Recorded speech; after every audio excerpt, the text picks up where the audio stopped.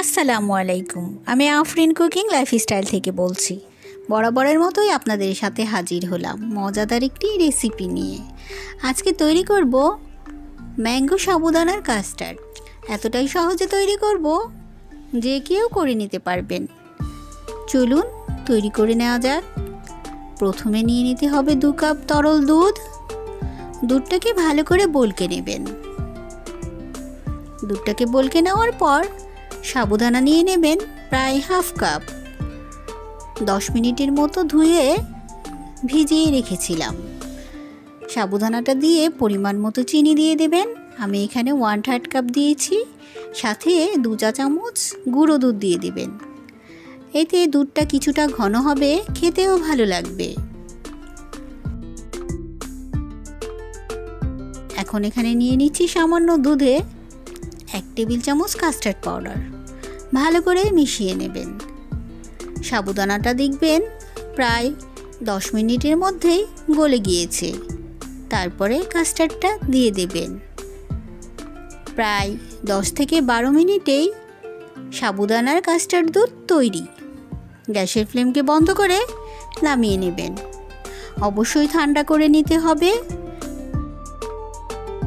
একটা বাটিতে ঢেলে নরমাল ফ্রিজে রেখে দেবেন। এখন কাস্টার্ডের জন্য নিয়ে নিতে হবে আম। অবশ্যই আমটা পাকা আর মিষ্টি হতে হবে, তাহলে কাস্টার্ড খেতে খুবই ভালো লাগবে। এখন খুব সহজে আমের খোসা রেখেই আমগুলোকে একেবারে ছোট ছোট টুকরো করে নেবেন। অবশ্যই যে কোনো সময় কাস্টার্ড তৈরির ক্ষেত্রে ফলগুলোকে ছোট ছোট টুকরো করে নেবেন। ছোট টুকরো করার কারণে কাস্টার্ড কিন্তু খেতে বেশি ভালো লাগে, কারণ একটা চামচে অনেক ধরনের ফল উঠে যায়।